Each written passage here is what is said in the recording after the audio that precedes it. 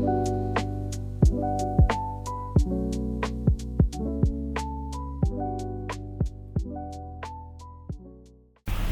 යාළුවනේ කොහොමද? ඔයාලා හැමෝම සතුටින් ඉන්නවා කියලා මං හිතනවා. ඔන්න අද මම මගේ බ්‍රෙක්ෆාස්ට් එක හදාගන්න ඔයගොල්ලොත් එක්කම යන්න හිතුවා. ඔන්න ඊට කලින් බලන්නකෝ outside view එක මට කොහොමද පේන්නේ කියලා මං ඉන්න තැනට. අද උදේ නම් වැස්සා. උදේම කුවට දැන් නම් වෙලාව උදේ 10 මාරයි. ඉතින් මං ඔන්න දැන් තමයි මගේ බ්‍රෙක්ෆාස්ට් එක හදාගන්න යන්නේ. අද මං හදන්න හිතුවේ overnight oats එක. එන්නකො මං ඔයගොල්ලන්ට පෙන්නන්න යන්නේ කොහොමද හදන්නේ කියලා. ඒකට මට කෙසෙල් ගෙඩියක් ඕනි. ඊට පස්සේ ඒකට මං පුංචි ඇපල් ගෙඩියකුත් ගන්නවා. ඊට පස්සේ මං ඒකට peanuts ටිකකුත් ඇඩ් කර ගන්නවා. මේ තියෙන්නේ මං හදාගත්ත overnight oats එක. ඇත්තටම මේක හදන්න ලොකු අමාරුවක් නැහැ. ඒකට අපිට ඕනි oats ටිකක්, ඊට පස්සේ අපිට fresh milk ටිකක් ඕනේ, ඒ වගේම chia seeds ටිකක් ඕනේ.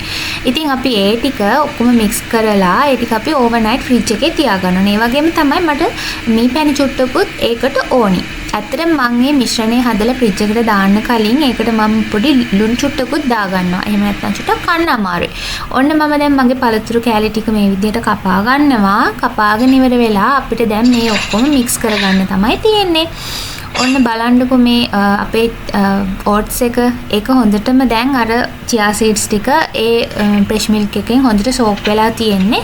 ඒ ටික මම container එකකට දාගෙන දැන් හෙමින් මෙන්න මේ apple කෑලි ටිකයි කෙසෙල් ටිකයි අපි ඒකට දාගන්නවා. ඇත්තටම මේ breakfast එක මට හිතෙන්නේ මාරම හොඳ සහ ලේසියෙන්ම හදාගන්න පුළුවන් එකක්. ඇත්තටම මේක කෑවට පස්සේ මේ ගොඩක් වෙලා යනකම් බඩගින්නක් එන්නේ නැහැ. මම ටික දවසක ඉඳලා දැන් මේක පුරුද්දක් විදියට උදේට ගන්නවා.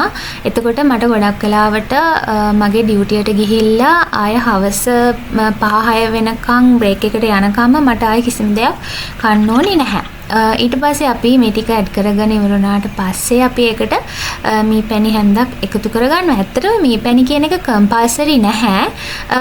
මී පැණි එක නැතුවත් මේක කන්න පුළුවන්. හරිම රසයි. මොකද අපි කලින්ම ලුණු චුට්ටක් ඒකට ඇඩ් කරගෙන තියෙන්නේ.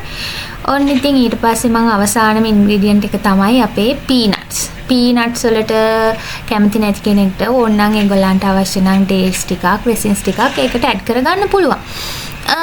ඉතින් ඔන්න ඕක තමයි මගේ බ්‍රෙක්ෆාස්ට් එක. හරිම සිම්පල්. මම කියන ඔයගොල්ලන් try කරලා බලන්න මාරම රසයි එක. ඒ වගේම මම එකත් එක්ක hot coffee එකක් බොනවා. ඇත්තටම මේ black coffee එකට මම සීනි ඇඩ් කරලා නැහැ. මේක මම ලංකාවෙන් ගත්ත coffee එකක්. ඇත්තටම මේ තියෙන මගේ බ්‍රෙක්ෆාස්ට් එක. ඉතින් මම දැන් යන්නේ මේක enjoy කරන්න. එහෙනම් හැමෝටම සුබ දවසක්. ගිහින් එන්නම්. bye.